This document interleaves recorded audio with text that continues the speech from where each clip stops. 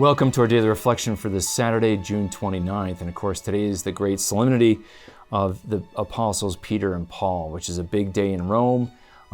This is the day, it was June 29th, that they were executed, probably some festival day of Rome.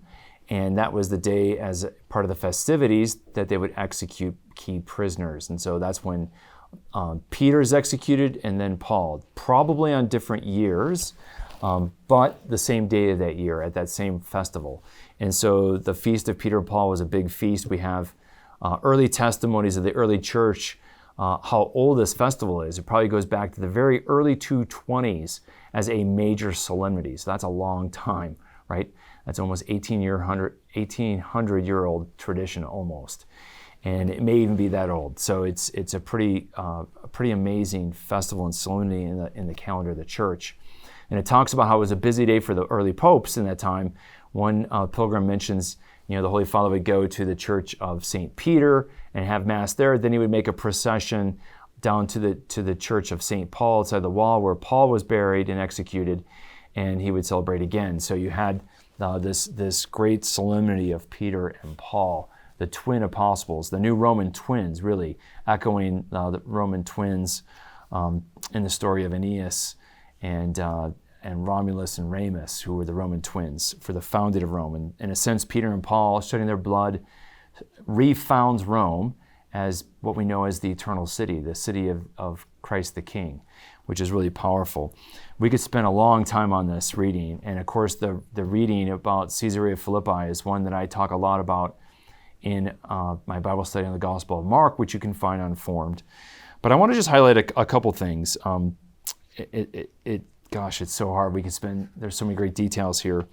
But the first reading focuses on Peter, and God rescues Peter from prison. He's captured by the Jews. This is not the first time he escaped from prison. So this time, you can see that they took, serious measures. They had him doubly chained, and he was sleeping and chained to two soldiers, right? And he's sleeping in between them. And the angel of the Lord comes and frees him.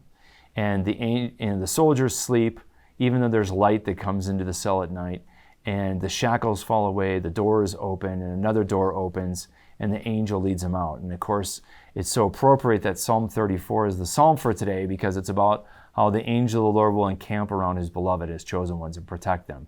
And we see that promise fulfilled with Peter. And so that's a beautiful and powerful scene of the angel following, leading Peter out. And then we have a great reading for our second reading from 2 Timothy, in the end of 2 Timothy, where Paul writes to Timothy and says, he's being poured out like a libation. In other words, he's ready to be offered as a sacrifice himself, right? And he says, I've finished the race and accomplished all that God asked me to do, and I've been faithful to the end, and now I will have, and what awaits me is the crown of righteousness that God will give not only to me, but all who persevere and follow in my footsteps. So imagine today, as we celebrate and honor these two great apostles, Peter and Paul, that they have the crown of righteousness. And we too are in a race. We too are on a journey. And we have not reached the destination. Be careful to note that. And it doesn't matter how devout you are. You have not reached the finish line. And so I think today, as we think about them in this imagery of a race, let's think about a finish line, and it's ahead of us, not in front of us and not behind us, but it's far ahead, and we have to persevere, and we have to be willing to sacrifice ourselves, as Paul says, and we have to be willing to trust as Peter did. And of course, in the gospel reading, Peter trusts Jesus, and he professes his faith in Jesus in Caesarea Philippi, which is in front of a pagan temple to Caesar Augustus, and it will be at the hands of Caesar that Peter will be executed. So Jesus asked the question of, who do you say that I am? When he's in front of a statue in a temple dedicated to the emperors, and Peter shows his loyalty to Jesus then, and then he completes the race in pagan Rome before Caesar himself, and he finishes the race successfully. And success is defined by Peter and Paul. Early Christian success is fidelity, even if it ends in death. That looks like failure to the world, but it's success in the eyes of heaven and for all eternity. Let us rethink what success means, and let's think about our journey as far from over.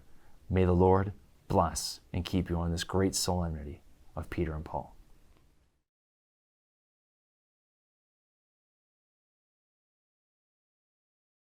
This daily reflection is brought to you thanks to the generous support of the Mission Circle.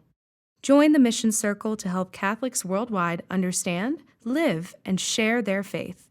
Sign up at missioncircle.org today.